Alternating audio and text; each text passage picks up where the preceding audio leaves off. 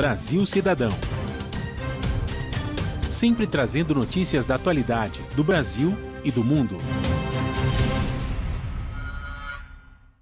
Olá, bom dia, eu sou Joel Scali e começa agora o Brasil Cidadão, um programa do Observatório do Terceiro Setor. Hoje vamos falar sobre o aumento dos casos de Covid-19 no Brasil e no mundo. Segundo o balanço do consórcio de veículos de imprensa, a média móvel de casos de Covid-19 no Brasil aumentou 71% em 2 semanas. Já a média móvel de mortes teve um crescimento de 45%. É o maior percentual registrado desde o mês de maio. O Brasil está entrando na segunda onda de Covid-19 ou estamos vivendo um surto dentro da primeira onda? Para falar desse novo quadro da Covid-19 no país, participam do programa a Fernanda Maffei, que é médica infectologista com residência médica em moléstias infecciosas no Hospital das Clínicas da Faculdade de Medicina da Universidade de São Paulo. Jacques Steinbock, ele é médico intensivista, chefe da unidade de terapia intensiva do Instituto de Infectologia Emílio Ribas e do Instituto da Criança, do Hospital das Clínicas da Faculdade de Medicina da Universidade de São Paulo. Você vai conferir as notícias do mundo com a repórter Mônica Grayle, da Rádio ONU, direto de Nova York. Os destaques do Observatório do Terceiro Setor com a Júlia Pereira e a participação do jornalista Frank Valverde. Bom dia, Frank. Bom dia, Joel. Bom dia, Fernanda. Bom dia, Jacques. E bom dia a você que está em sintonia com o Brasil Cidadão. Frank, em meio a esse aumento de casos da Covid-19, uma denúncia desse fim de semana do jornal Estado de São Paulo revelou que os testes da vacina, 7 milhões de testes da vacina, estão perdendo prazo porque não foram aplicados. Que absurdo. Você veja, é a incúria desse nosso governo federal, né, principalmente. Por quê? É um governo negacionista que nega que realmente haja a doença no volume que está acontecendo, e se esses testes todos pudessem ter sido aplicados, com certeza, lá para trás, quando eles chegaram, hoje nós estaríamos em uma situação muito melhor, porque a gente conseguiria ter controlado melhor a expansão da doença, ter mapeado isso de uma forma mais correta, científica, e com isso a gente estaria em uma situação muito melhor. Bom dia, Fernanda. Seja bem-vinda ao nosso programa Brasil Cidadão. Obrigada pela oportunidade de conversar sobre o tema tão importante novamente. Vivemos uma nova onda, a segunda onda da Covid-19 ou um surto dentro da primeira onda?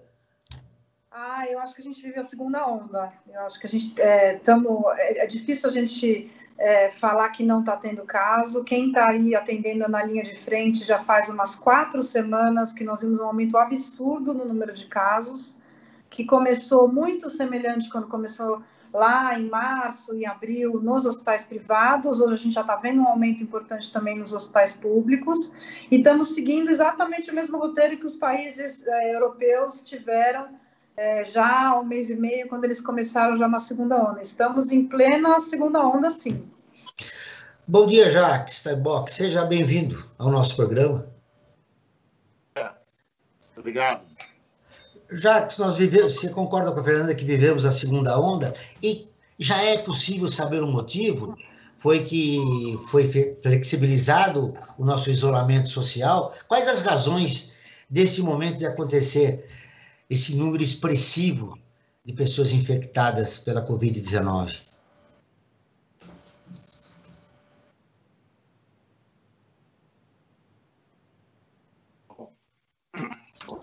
Bom dia a todos.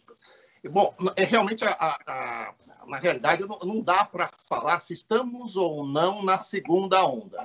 Até porque a gente não sabe se terminou a primeira onda. Mas acho que o que menos importa nesse momento é o nome que se dá ao problema, né? Se é onda, se não é onda, o fato é que os casos estão aumentando. Isso todos nós temos visto de maneira consistente nas últimas 4 semanas, tanto nas unidades privadas e agora nas públicas. Esse aumento é real e ele já está pressionando os equipamentos de saúde. Então, isso realmente é uma realidade. Agora, ficar preso à exegese, né, se isso devemos chamar de onda ou não, é um detalhe técnico. O número está aumentando e eu acho que é com isso que nós temos que lidar. Os motivos para esse aumento, eu acho que são vários, né? O principal deles é o relaxamento nas medidas que sabemos que são aquelas que funcionam na contenção do contágio. Ou seja, o uso universal de máscaras, o distanciamento social, a adoção de medidas básicas, né, do protocolo de higiene pessoal, o uso de álcool gel, a limpeza frequente das mãos. Isso tudo está relaxado. Basta sair à rua e a gente vê que as pessoas não estão aderindo. A impressão é que todo mundo, claro, já cansado, né, dos efeitos da pandemia, relaxou de maneira irresponsável nessas medidas de prevenção. E aí eu acho que entra uma responsabilidade das autoridades, né, que não investiram o que deveriam ter investido em campanhas de esclarecimento e educação. E onde elas falham, na fiscalização. É isso que deveria ter sido feito. Isso também houve um relaxo completo. Então, acho que esses são os motivos principais. E, por conta disso, nós estamos seguindo exatamente a tendência que vimos acontecer agora na Europa. Fernanda, nós temos agora aqui em São Paulo, dia 29, o segundo turno das eleições. Após as eleições, espera-se que o governo traga alguma medida ou aumente o isolamento social. O que você sugere para a gente combater essa segunda onda? Eu acredito assim, que alguma coisa vai ter que ser feita para a gente limitar o número de casos, porque é um número absurdo que a gente está vendo, um contágio absurdo. O ideal é a gente ter algumas medidas em que regulem, por exemplo, lugares onde as pessoas passaram a conviver demais. Então, assim, nas ruas, bares, as pessoas na rua, muito próximas. Eu acho que o mais importante é isso, bares, baladas, que a gente está vendo demais da conta, alguns comércios que acabam acumulando pessoas, esse contato muito próximo. Se a gente conseguisse reduzir esses contatos próximos, eu acho que a gente conseguiria segurar um pouquinho o contágio. E a gente tem que lembrar a importância disso, é justamente para a gente conseguir que as pessoas se contaminem de modo mais devagar, porque se a contaminação acontece muito disseminada, aí sim a gente tem problema de vaga em hospitais, tanto hospitais privados quanto em hospitais públicos, né? Então a gente tem que lembrar para que servem essas medidas de contenção. Essas medidas de contenção são justamente para a gente baixar um pouquinho esse contágio, para a gente poder ter vaga e poder ter um sistema de saúde atuante, né? Então, eu acho que algumas medidas, sim, têm que ser tomadas. Jacques, com o aumento de número de casos, é uma notícia muito negativa para o país, né? Mas, por outro lado, nós temos uma boa notícia, que as vacinas estão quase prontas, né? Está no terceiro estágio. Nós temos a chinesa, nós temos a de Oxford e a da Pfizer. Qual é a sua expectativa em relação a essas vacinas para a gente controlar a pandemia que ocorre no país? Olha, eu acho que uma coisa é a gente dizer que os estudos para as vacinas em fase 3 já estão quase concluídos e em algumas, no caso da Pfizer, já concluídos. E outra diferente é dizer que elas já estão disponíveis. Há um gap, há uma distância enorme entre um fato e o início da sua operacionalização.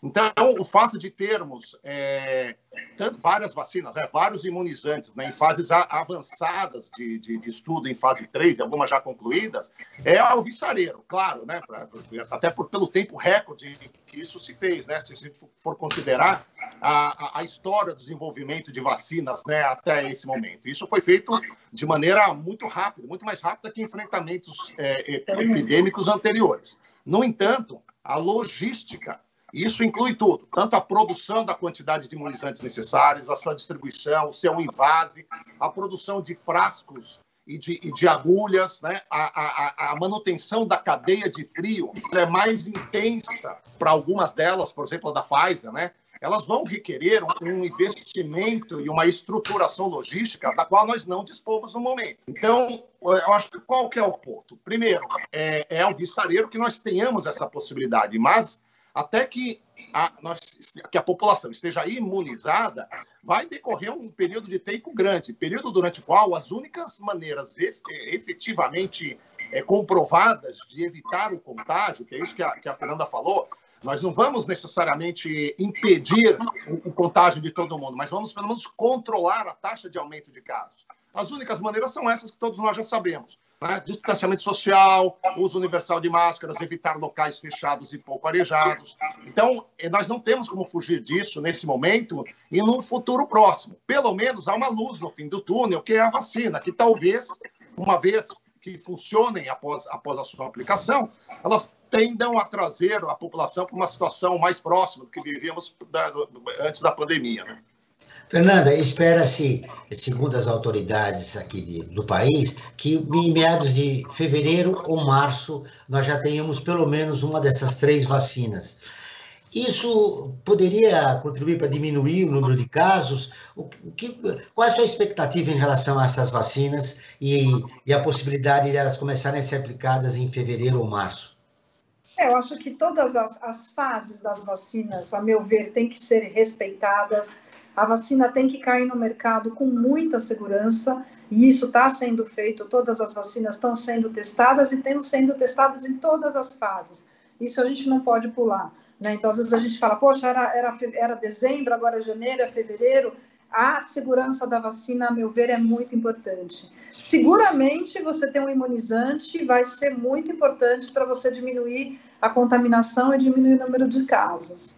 Eu acho que aí vai dar um alívio bem, bem importante em toda essa estrutura médico-hospitalar que a gente está tendo. Se as vacinas demorarem a chegar no país, todo mundo vai estar contaminado. Aí já é uma forma, né, de diminuir, Com digamos. certeza, mas o problema é que para a gente chegar lá de todo mundo estar contaminado, a maioria da população já ter tido contato com o vírus, o grande problema é a porcentagem de pacientes que você leva para o hospital. A maioria vai muito bem, vai muito leve, mas tem muitos pacientes que precisam ser hospitalizados. Esse é o grande problema do Covid. E não é uma internação rápida, muitas vezes. Por isso que existe essa preocupação com vaga, essa preocupação de você ir devagar na hora que você vai passando de um para o outro.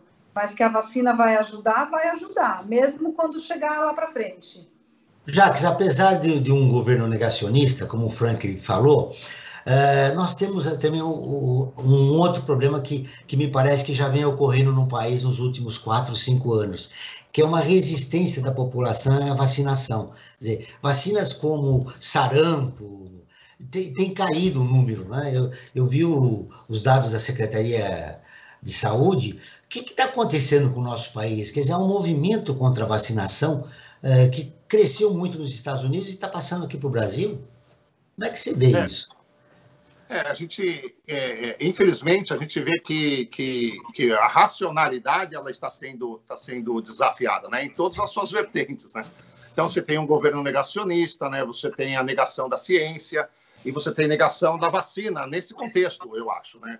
O que falta, na verdade, deveria ter campanhas realmente de esclarecimento, né? Quer dizer, essa é uma coisa muito séria. E não é exclusividade do Brasil, você frisou bem, né? A América do Norte e os Estados Unidos também tem esse problema, vários centros europeus também têm esse problema. Isso, é claro, como todas as desinformações, é alimentado por essa quantidade de fake news que circulam por aí, às quais todos têm acesso por gadgets eletrônicos, né? por celulares, etc. E parece que acho que o ser humano ele é vulnerável a esse tipo de notícias, né? Se você tem um comunicador, que seja um bom comunicador, e ele usa isso para uma má causa, ele tem uma capacidade de fazer um estrago enorme. E eu acho que essa receptividade à vacina, sem lato, estando diminuída, é reflexo dessa condição aí. Fernanda, como é que você vê o momento que nós vivemos no país e no mundo, né? Que a ciência está sendo negada? Quer dizer, quando você mostra todos os aspectos importantes de uma vacinação, ainda tem gente que se recusa a reconhecer a importância da ciência. Eu acho que no Brasil também o que falta muitas vezes é a coisa da educação básica, né? Então, a partir do momento que você tem uma desinformação muito grande, acaba levando a esse tipo de conclusão. O excesso de informação, que é o que o Jacques estava falando também, acaba levando à desinformação. Dependendo de onde você se alimenta para se informar em relação ao efeito ou não de uma vacina, o efeito colateral do excesso de informação é esse. Você acaba optando por uma informação que nem sempre é correta e acaba optando por não vacinar. Mas eu acredito que assim, a maioria da população vai se vacinar sim, eu acho que vai ter uma grande busca pela vacina. Eu acho que, nesse caso, as pessoas estão tão assustadas que eu acho que não vai ter tanta negação em relação ao uso de uma vacina. Eu não vejo dessa forma. Mas eu acho que seguramente o excesso de informação, aliado a um excesso de ignorância, que leva a esse tipo de conclusão. Vamos agora ouvir a Rádio ONU, parceira de conteúdo do Observatório do Terceiro Setor, com a matéria Américas tem número recorde de internações para o Covid-19, diz a agência da ONU. A Mônica Grayle, direto de Nova York, traz as informações. Um número recorde de hospitalizações causadas pela Covid-19 nas Américas está preocupando a Organização Pan-Americana da Saúde, OPAS. O vice-diretor da agência, Jarbas Barbosa, falou a jornalistas de Washington e disse que com as unidades de saúde sobrecarregadas, o setor vai ter dificuldades de tratar aqueles doentes mais graves. And more than 680,000 have died as a result of the virus.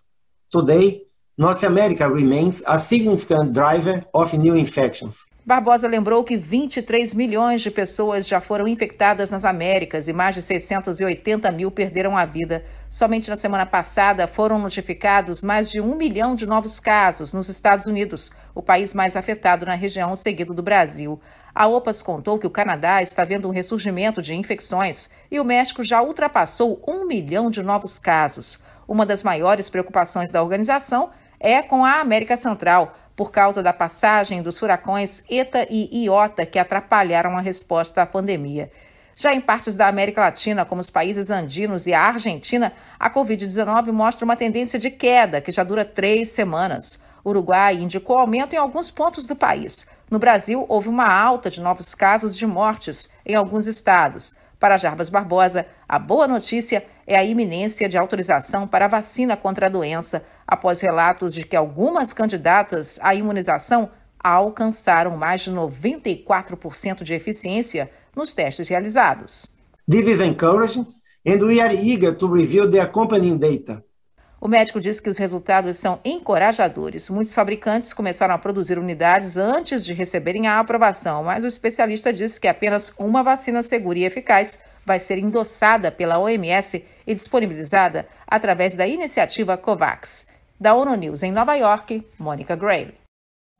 Continuamos com o Brasil Cidadão, programa do Observatório do Terceiro Setor. Hoje nós estamos falando sobre o aumento dos casos da Covid-19 no Brasil e no mundo, com a médica infectologista Fernanda Maffei e o médico intensivista do Instituto Emílio Ribas, Jacques Steinbock.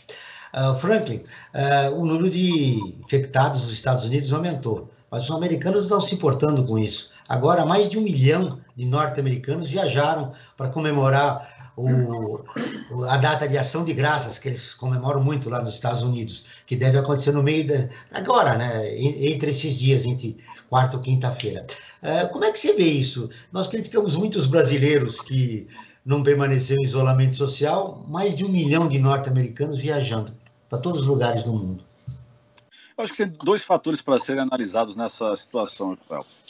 A primeira é que é uma questão psicológica. O pessoal realmente não está aguentando ficar em isolamento, sendo que a nossa tradição, até antes de fevereiro, no caso do Brasil, e antes, sei lá, de janeiro e de dezembro, de acordo com o país, era de um contato maior entre as pessoas, de circular para todos os lados, né? Então, as pessoas têm, por esse lado, essa ânsia, essa vontade de tentar retomar a vida que tinham antes da pandemia.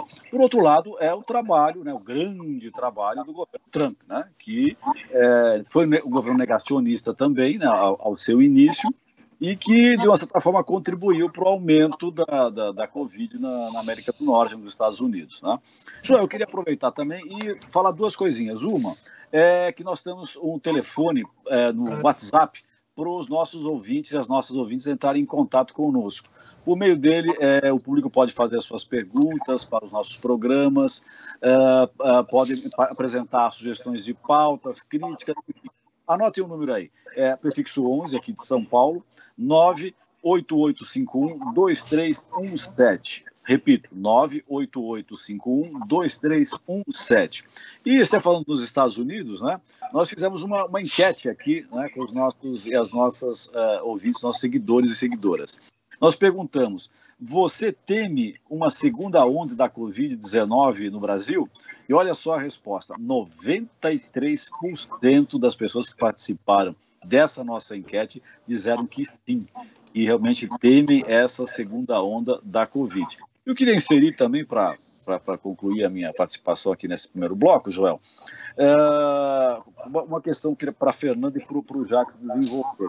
Nós estamos aí, né, até em função do que vai acontecer agora, na ação de graças nos Estados Unidos, nós vamos ter no mês que vem Natal e logo na sequência o Réveillon. Carnaval. O Carnaval também, logo depois, né? Mas enfim, agora nós temos aí a porta, nós estamos há praticamente um mês do Natal, né? E as pessoas, a gente acompanha pelas redes sociais, já estão programando se encontrarem as famílias e tal. Que recado, Fernanda, Jacques, vocês podem dar para essas pessoas que, claro, tem um problema, não vê o pai, a mãe, o tio, né, os primos, há praticamente um ano, né? E agora o pessoal tem essa necessidade de se encontrar. Que recado você pode dar para essas pessoas para o Natal e Réveillon? Eu tenho o seguinte pensamento, né? Eu acho que algumas reuniões familiares são inevitáveis e é muito interessante. Eu acho que a gente tem que tomar cuidado quando a gente proíbe, né? Porque você está tolhendo muitas reuniões que são essenciais, às vezes, para um idoso. Então, o que eu costumo orientar sempre é diminua a quantidade de pessoas, faça num lugar arejado, use máscara se você vai ter uma pessoa de risco. Recentemente teve uma publicação num jornal de grande circulação da Itália, e aí o infectologista de lá, que é o Dr. Di Perri, falava justamente isso, que os natais na Itália, que é uma tradição muito grande, né, sejam coesos, sejam pequenos, sejam pensados. Então, eu acho que fica a dica, mesmo o Natal quanto o Ano Novo, que as festas sejam reduzidas, que a gente não deixe de ver quem a gente precisa, mas de forma responsável. Num lugar aberto, se possível, com menos pessoas e que se faça algum distanciamento. Jacques. Eu concordo com tudo isso. Claro que acaba sendo inevitável, então a gente tenta, pelo menos, modular o inevitável, né? Como é que a gente pode trabalhar com isso de uma maneira mais segura possível? Eu acho que, naquele momento, aquele tipo de encontro que é quase que inevitável e que vai se ocorrer, então tem que se orientar para ver como é que ele pode ser feito e deve ser feito de maneira mais segura. Então, certamente, restringindo ao máximo o número de pessoas em contato, reduzindo ao máximo o número de pessoas que vão confraternizar e que isso seja feito em locais arejados e com distanciamento social e máscara. O problema desses grandes encontros, por exemplo, eu não lembro acho que foi o Nelson Rodrigues que falou, né, que o Natal é o maior evento gastronômico do Ocidente. Eu acho que foi ele que falou. E o problema são esses encontros gastronômicos, né, porque eles pressupõem que as pessoas estejam juntas, né, que todas estejam sem máscara, porque é o único jeito de você atender a um evento gastronômico. Você vai comer, você vai estar sem máscara. E junto, temperado com a bebida, as pessoas falam e ficam alegres e dão risada e gritam, né, que são os modos pelos quais o vírus é mais disseminado. Então, é sempre uma situação de elevado risco. Quando nós nos encontramos, por exemplo, com a minha mãe mais idosa e em algum evento no qual a gente teve que comer, nós fizemos tudo isso que eu estou falando. E desce no prédio dela, por exemplo, local aberto, mantém o distanciamento e ela não fica sem máscara quando nós estamos com máscara e nós não ficamos sem máscaras quando ela está com máscara. Ou seja, a gente alterna. Se você vai comer alguma coisa, o idoso come primeiro, distante dos outros, porque ele vai estar sem máscara nesse momento. Depois ele põe a máscara e os outros comem, principalmente aqueles que estão em contato entre si, e eles se afastam. Então, existem algumas regras, algumas premissas básicas que têm que ser obedecidas. E esse é pelo bem de todos, né? Principalmente daqueles mais vulneráveis, que são aqueles que, no geral, são o motivo pelo qual a gente vai estar, entre aspas, relaxando um pouco no distanciamento social. Mas relaxar no distanciamento social pressupõe que nós vamos endurecer nas outras medidas, que é o uso de máscara e, pelo menos, mantendo o distanciamento e evitando locais fechados e pouco arejados. Eu acho que esse é o ponto pivotal dessa estratégia, dessa discussão. Fernanda, você disse que nós estamos vivendo uma segunda onda, né, da Covid-19. O que mais preocupa nesse momento? E qual é a diferença entre a relação à primeira e à segunda? Eu acho que, para quem está lidando na linha de frente, a principal diferença, que é o que me preocupa, é que quando a gente começou lá em março, abril, a atender os casos, todas as estruturas hospitalares, tanto públicas quanto privadas, ficaram restritas ao Covid. Então, a gente não tinha cirurgias eletivas, a gente tinha muitos médicos afastados, muitas vagas, muita estrutura para Covid. Agora, os hospitais estão trabalhando de vento em popa, então as cirurgias eletivas estão acontecendo, os atendimentos ambulatoriais estão acontecendo e os pacientes com Covid estão chegando. Então, a gente está convivendo do Covid junto com aquilo que sempre aconteceu no hospital.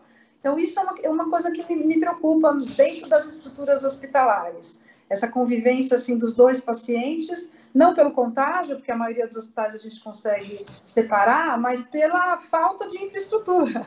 Até algum momento a gente vai ter que restringir alguma coisa para poder vagar mais para esse tipo de paciente, que foi o que a gente fez em março e em abril. Então, essa, para mim, é a principal diferença.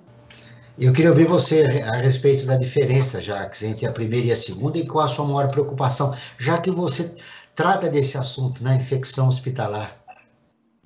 Eu acho que, além desse problema que a Fernanda falou, eu acho que ele ainda é maior, porque não é só que os hospitais retomaram os atendimentos que faziam no momento pré-pandemia, eles ainda estão tendo que atender ainda uma demanda reprimida durante esse período, ou seja, doenças crônicas que deveriam estar sendo atendidas e as consequências do não atendimento dessas doenças no primeiro semestre estão caindo agora. Então, provavelmente, nós estamos tendo agora uma demanda maior do que teríamos para os doentes não Covid, entendeu? Não fosse essa pandemia no primeiro semestre. Além disso, quer dizer, além dessa estrutura hospitalar estar tendo que ser compartilhada, né, com Covid e outras patologias, a nossa estrutura pública, ela está menor do que estava no primeiro momento, porque a gente tinha aqueles hospitais de campanha que, de uma maneira ou outra, pelo menos para hospitais públicos, ele serviu como um tampão. Dava vazão, né?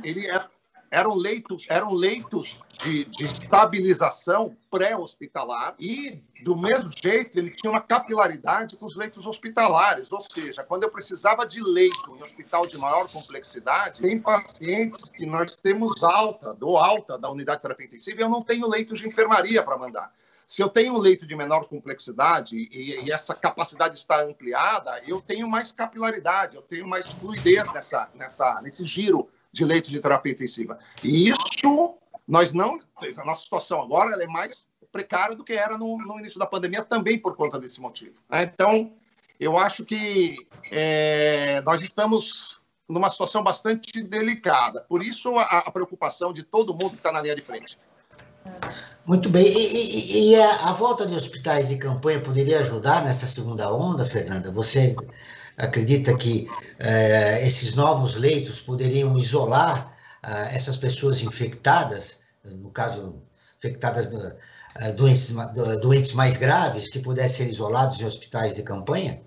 Na verdade, o hospital ele não tem exatamente a função de isolar, mas ele tem a função, que é a palavra que ele usou, você precisa dar um destino para esse doente, né? Porque é um doente que muitas vezes fica com oxigênio lá uma semana, 10 dias. Então, antes a gente tinha, tá cheio o hospital aqui, para onde vai? Vai para aquele hospital. Então, a gente tinha que é o termo que ele usou, que é o que a gente chama de capilaridade, que é o que a gente vai fazer com o doente, onde a gente vai colocar esse doente, para ele ser bem tratado. Pode ser que a gente tenha que lançar mão dessa ferramenta novamente. Alguns países já fizeram isso. A Itália, por exemplo, já está montando novos hospitais de campanha justamente para dar conta desses pacientes que precisam de oxigênio. Eu não sei se a gente vai conseguir dar conta novamente que nem a gente deu a primeira vez. Jacques, eu sei que você é um crítico dos hospitais de campanha, porque você sempre advogava que era necessário utilizar as estruturas já prontas, né? Que existem em São Paulo, né?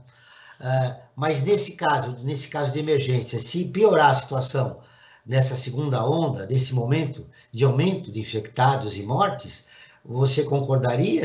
O que você acha da volta dos hospitais de campanha? Não, só para pontuar, não é que eu seja contra os hospitais de campanha. Eu sou contra que o investimento seja feito exclusivamente em estruturas provisórias, que é o que foi feito predominantemente naquele primeiro momento, né? Que se investiu muito em estruturas provisórias e pouco naquelas estruturas que são permanentes. Então, a gente está num momento atual, numa situação na qual, eventualmente, venham a faltar, por enquanto isso não está ocorrendo, mas há o risco, né? Esse é o nosso temor, de que venham a faltar esses leitos chamados de estabilização. tanto o pré-hospitalar quanto o pós-hospitalar, que pode ser muito bem feito pelos hospitais de campanha. Agora, ao mesmo tempo, nós temos estruturas hospitalares, né, com subinvestimento, né, que teria uma capacidade maior de absorção desses leitos em hospital. Quer dizer, tivesse essa grande quantidade de dinheiro sendo investida principalmente nesse tipo de estrutura, nós teríamos um ganho permanente, não só um ganho provisório, como foi aquele no primeiro semestre, que já não existe mais de novo. Já estamos aqui, nesse momento, discutindo a necessidade, eventualmente, de reconstrução, né, de restabelecimento de hospitais de campanha. E, eventualmente, se for necessário, se o número de casos aumentar bastante, eu acho que não haverá uma escapatória para isso. Talvez eles tenham que ser, pelo menos em alguns pontos estratégicos, né, ou com alguma capacidade de absorção, talvez eles venham a ser necessários, sim. Vamos ver, né? Vai depender muito da nossa capacidade de controlar o aumento do contágio, né? Porque se aumenta o contágio, certamente você vai aumentar o percentual desses pacientes que vão demandar atendimento hospitalar. E é isso, esse é o grande determinante. Na verdade, você é a favor de uma solução permanente, né? Claro, agora nós vamos ouvir as notícias. Misto, né? Tem que ser um misto. É claro que ninguém tem estrutura permanente até suficiente por uma pandemia. Isso não existe em local algum do mundo. Mas, de novo, nós poderíamos e deveríamos estar em situação melhor quando essa pandemia chegou, se os investimentos tivessem sido feitos adequadamente. Agora, como eu disse, nós vamos ouvir as notícias de destaque do site do Observatório do Terceiro Setor com a Júlia Pereira. Olá, Júlia, bom dia. O número de mortos pela Covid-19 no Brasil supera populações inteiras de países como Aruba. A pequena ilha do Caribe tem um pouco mais de 106 mil habitantes. O Brasil já registrou mais de 167 mil mortes pela doença desde o começo da pandemia. Uma pesquisa realizada pela Escola de Higiene e de Medicina Tropical de Londres mostra que teorias conspiratórias e desinformação aumentam a desconfiança e podem fazer com que menos pessoas aceitem uma vacina contra a Covid-19. O estudo foi feito com 8 mil voluntários dos Estados Unidos e do Reino Unido e mostrou que o menor número de pessoas certamente receberia uma vacina contra a Covid-19 do que os 55% da população que os cientistas estimam ser preciso para proporcionar a chamada imunidade de rebanho. Pesquisadores norte-americanos afirmam ter obtido sucesso nas fases iniciais de desenvolvimento de uma vacina contra o câncer de mama triplo negativo, que representa 15% dos casos de câncer de mama no mundo. Ele é mais frequente entre mulheres jovens e é considerado o mais agressivo. O estudo está na etapa de testes em cobaias, mas os cientistas dizem que a técnica foi capaz de destruir as células cancerosas e também de criar memória imunológica, o que forneceu proteção contra o ressurgimento do tumor. Da Júlia Pereira, direto da redação do Observatório do Terceiro Setor. Franklin. Bom, Joel, eu quero falar um pouquinho sobre a nossa campanha, o Observatório em Movimento. É uma iniciativa que tem como objetivo apresentar informações, dicas, sugestões de especialistas de várias áreas do conhecimento sobre como melhor viver essa nossa passagem de pandemia e a pós-pandemia. Para isso, eu convido que todos acompanhem o conteúdo da nossa campanha do Observatório em Movimento no nosso site, www.observatório3setor.org.br. E também para acompanhar todas as notícias que nós veiculamos através das redes sociais. No facebook.com/Observatório 3 Setor, @Observatório 3 Setor no Instagram e youtube.com/Observatório 3 Setor. Eu queria colocar uma questão para o Jacques e para a Fernanda discutirem, que eles falaram no início do programa da questão logística, né? Não é só você descobrir a vacina, mas também a questão logística, como é que você vai armazenar as vacinas, aplicar as vacinas, e hoje nós temos acompanhado no noticiário que vai precisar de muita agulha para poder aplicar. Se for 2 doses, dobrar a necessidade de agulhas, né? Então são bilhões, até se for pensar mundialmente, trilhões de agulhas para imunizar a população em todo o planeta. Então eu pergunto, lá para trás, eu lembro quando nós tivemos aqui um surto de de meningite, teve uma vacinação em massa, e essa vacinação foi feita através do revolvinho, né, como o pessoal brinca, né, popularmente falando, o revolvinho de pressão. Não teria possibilidade, né, para se economizar ou para até facilitar essa aplicação, que essa vacina da Covid fosse aplicada também nesse revólver de pressão? Jaque? Olha, eu não sei, eu também estava pensando nisso, porque quem tem uma certa idade tomou essa vacina na escola, né? Então, está no imaginário popular de todos aqueles que eram crianças nos anos 70. Né? Mas eu não sei se tecnicamente é possível. Eu imagino que eles devam ter considerado essa possibilidade diante das dificuldades logísticas, né? Com certeza. Mas eu realmente desconheço, não é a minha expertise entender como que se faz essa aplicação. Não sei se todas as vacinas são compatíveis com esse modo de administração. Não sei o que se a Fernanda pode contribuir. Eu acho que a gente não vai escapar da agulha e da seringa, que é uma outra questão. Que é Fernanda, não poderia ser a gotinha como a Sabin? Então, podia, né? Mas no caso não Sonho de consumo, né? Seria bem bom. Mas eu acho que, assim, eu seguramente, conhecendo a indústria como está, a indústria deve estar já produzindo loucamente, já querendo também tirar uma casquinha de toda essa pandemia, viu? Eu acredito que, em termos de produção, não vai ser problema. Eu acho que vai ser um problema mais de logística mesmo, de distribuição, de chegar em todos os lugares que tem que chegar. Mas eu acho que, em termos de produção, eu não acho que vai ser um problema. Nós estamos vivendo a maior crise sanitária do país, né? Exato. Do mundo, né? É um problema mundial, né? Essa é a questão, né? E como a área de saúde vai sair dessa crise, Jacques? A gente sabe que uma das mais atingidas são os operadores da saúde, são aqueles que trabalham na linha de frente, atendendo as pessoas. Você, ao trabalhar na UTI do Emílio Ribas, está correndo risco permanentemente. Como é que você espera sair dessa crise, né? Na sua visão de médico, humanista? Olha, eu acho que assim, uma coisa é o que nós esperamos, outra coisa é o que nós vislumbramos, né? Claro que todos nós esperamos que saiamos melhor do que entramos, né?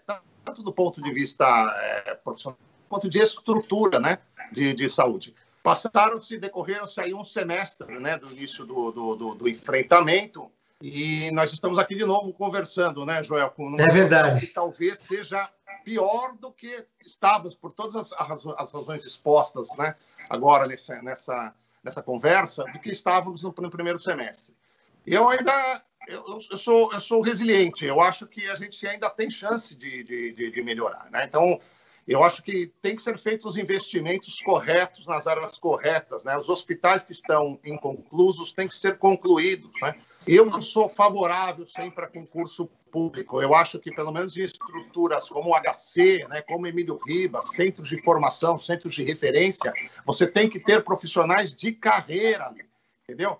Que vão estar experimentados nesse enfrentamento, nesse pandemia, para quando chegar o próximo, nós termos gente experiente, experimentada para fazer o enfrentamento do próximo.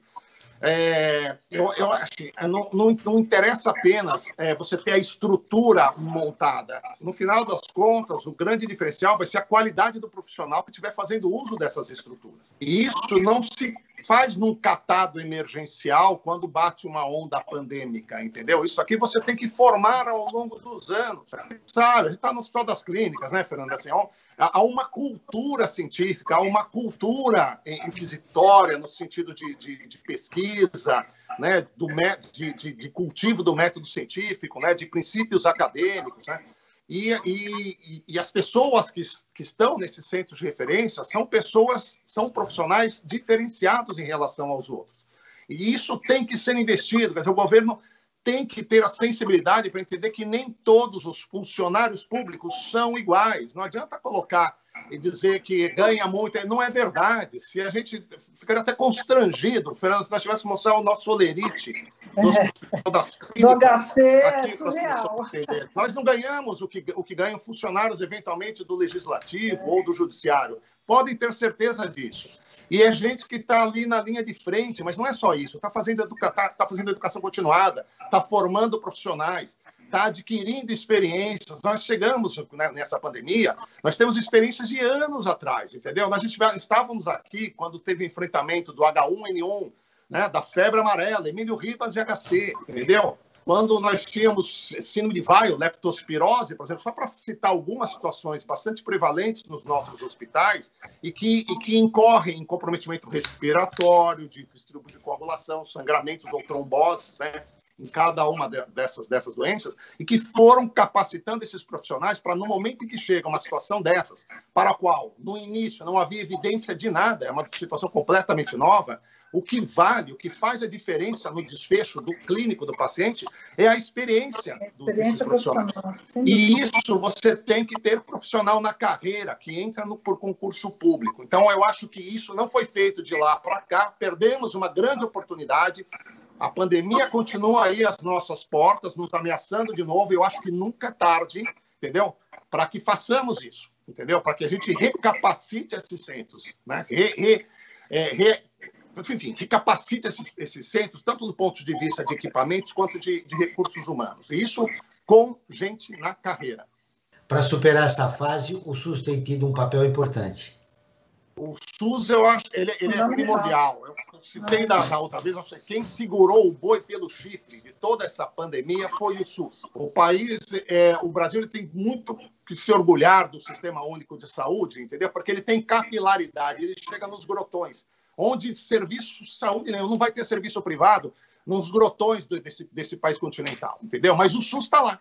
Entendeu? E ele é gratuito, então ele é acessível, entendeu? Ele é o posto de saúde, as UPAs, as UBS, são estruturas de saúde às quais a população menos favorecida recorre em qualquer situação de saúde em todos os cantos do país.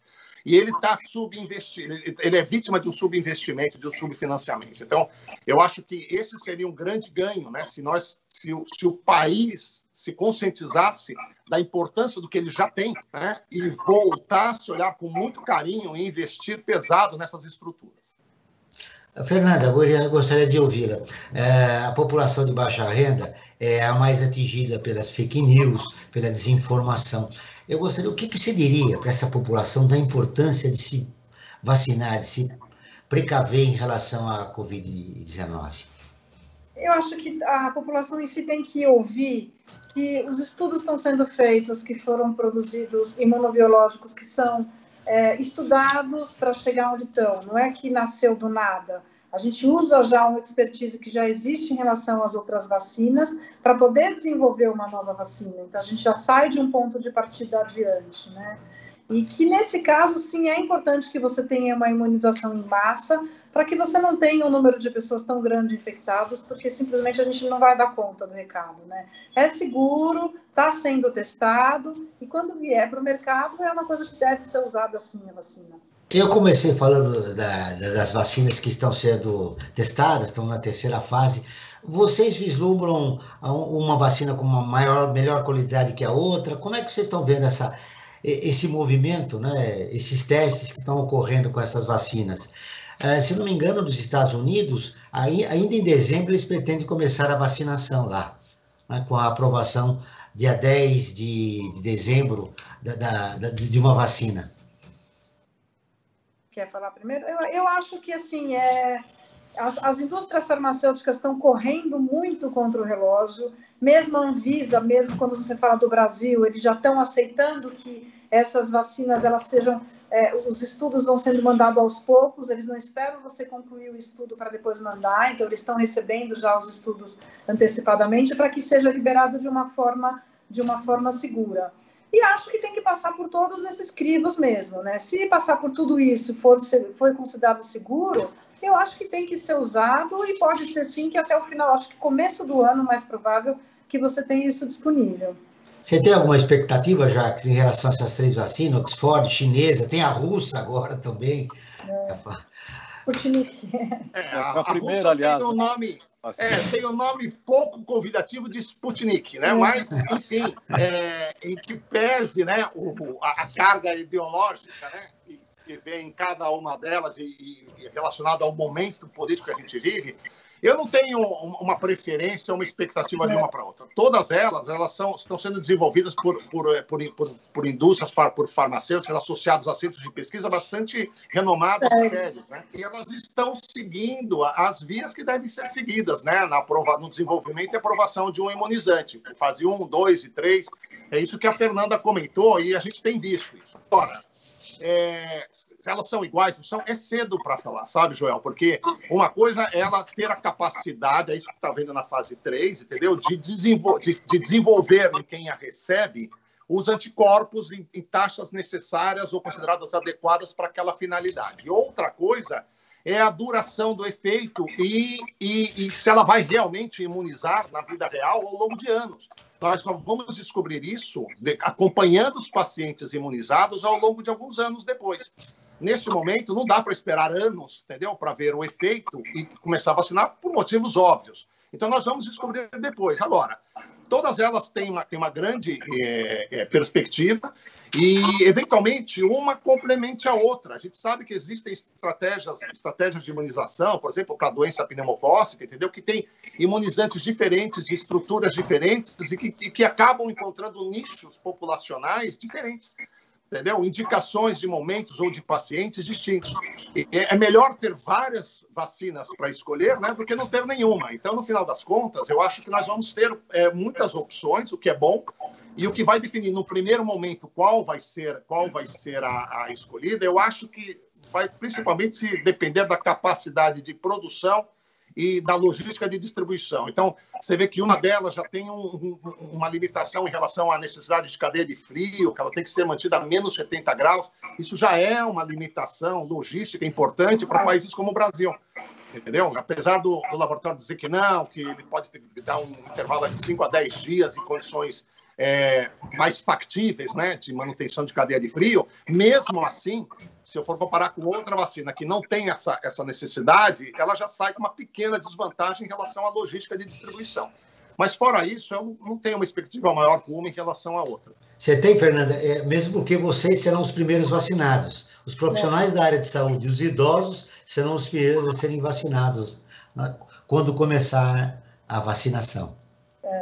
Exatamente. Eu penso que nem Jacques, eu acho que vai ser uma coisa que vai depender muito de produção e daquilo que vai chegar aqui. Não vejo muita diferença entre elas, eu acho que todas têm indústrias muito seguras por trás. Inclusive, é que nem da China. As pessoas ficam com preconceito em relação à China. É muito descabido isso, né? Os chineses são excelentes cientistas, tanto quanto os americanos e os ingleses. Eu penso que é muito preconceito em relação a isso. Esse preconceito, aliás, há um problema político que envolvendo a vacinação, né, em massa no país. Eu queria ouvir vocês a respeito disso, essa disputa política quando se fala em saúde pública, na necessidade de interromper, né, uma pandemia através da vacinação, Jacques. Eu acho que, desde o início, não é só em relação à vacina, né? Não, tem havido uma interferência indevida em questões políticas naquilo que deveria ser exclusividade de uma condução médico-epidemiológica baseada em parâmetros científicos, né? Desde o início, né? Isso já é a história da cloroquina, que de repente alguém que não entende nada daquilo pega a cloroquina e fala, essa é a solução para todos os males, né? Isso é muito Mary Shelley, né? Parece aquela coisa de Frankenstein, né? A bala de prata que vai matar o monstro, né? Não existe isso em ciência, entendeu?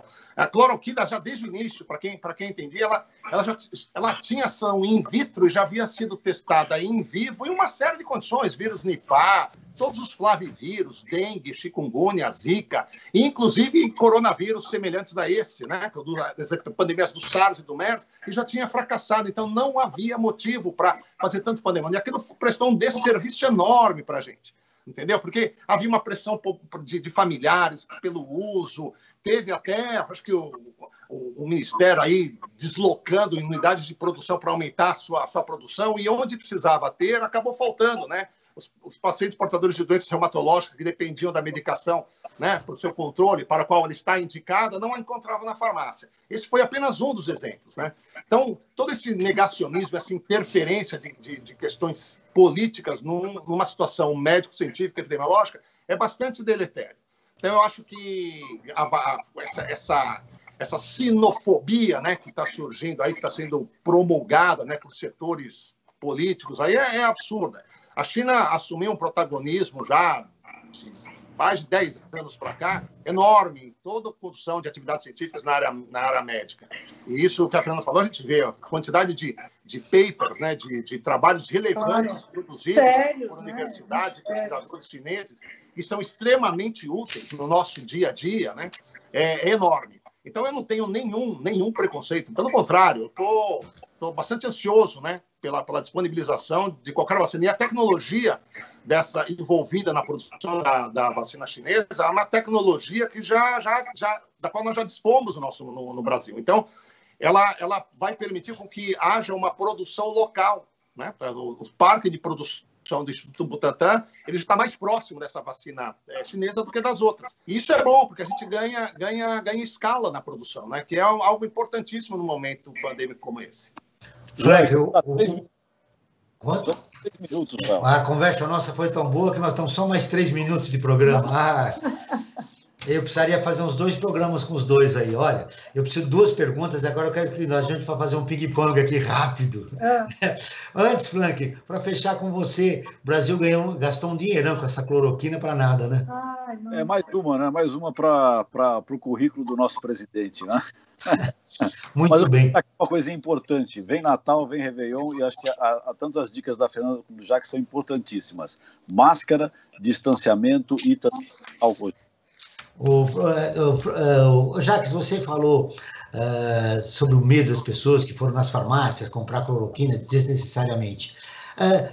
Em relação à vacinação, nós temos aí 3, 4 vacinas que estão sendo produzidas. As pessoas que têm certa paranoia de controle, de remédio, vacinar 2 vezes, tem sentido? Olha, não dá para a gente falar sobre isso agora, porque vai depender do comportamento individual em relação à vacina. A gente sabe que, se fizer paralelismo com outras vacinas, para algumas pode fazer diferença na ordem de vacinação e para outras não. Então, acho que isso vai depender de informações técnicas que ainda não estão completamente disponíveis. Agora, de novo, é melhor ter várias vacinas. A primeira que aparecer é a primeira que todo mundo acha que tem que tomar. Depois a gente vê qual é o melhor posicionamento. Qual é o melhor? Fernanda, faz sentido ser vacinado 2 vezes? Depende da vacina. Tem algumas vacinas, e já falaram isso, que 2 doses vão ser mais necessárias. Tem outras que eles garantem com 1 dose. Vai muito depender da evolução. A gente está só engatinhando na vacina. Os próximos meses vão ser determinantes. Te agradecendo a entrevista, Fernanda. O que mais importante você gostaria de deixar registrado nesse instante a respeito desse aumento, dessa segunda onda que você mesmo identificou, em relação à população? Que cuidados, o que você quer deixar registrado para finalizar a nossa entrevista? A primeira coisa que eu gosto de falar é que eu sou muito romântica quando se fala do Covid. Eu acho que o Covid tem uma manifestação clínica muito típica, que na maioria dos casos não é grave, mas que quando for grave, que merece um cuidado, e que as pessoas possam se prevenir, acima de tudo, nesse momento, para que a gente possa dar uma segurada um pouquinho no sistema de saúde. Então, eu acho que o recado meu seria em prevenção nesse momento, em prevenção acima de tudo. Seu recado, Jacques, rapidamente, e depois do seu recado você vai dizer o que mais você tem medo nesse momento no país em relação à saúde pública.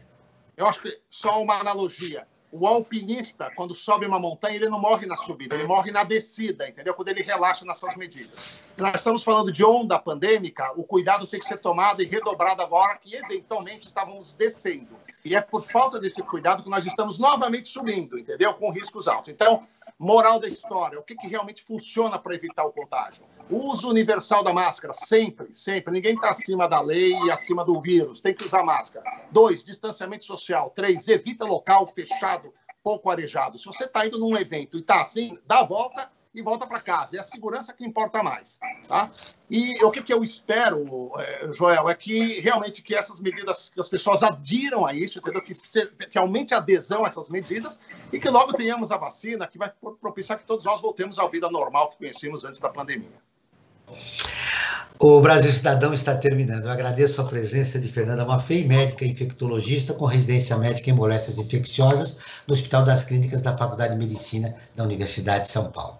Jacques Steinbock, médico intensivista, chefe da unidade de terapia intensiva do Instituto de Infectologia Emílio Ribas e médico assistente da Comissão de Controle de Infecção Hospitalar do Instituto da Criança do Hospital das Clínicas, da Faculdade de Medicina da Universidade de São Paulo. Esse programa foi produzido pela equipe do Observatório do Terceiro Setor. Na próxima quinta-feira, às 9 horas, acompanhe o programa Observatório na Brasil Atual. Na pauta, o tráfico humano. Não perca. E nós ficamos por aqui, sempre na luta por uma sociedade mais justa, solidária, sustentável e tolerante. Até o próximo programa. Ficamos por aqui com Brasil Cidadão, um programa do Observatório do Terceiro Setor, sempre trazendo notícias da atualidade, do Brasil e do mundo.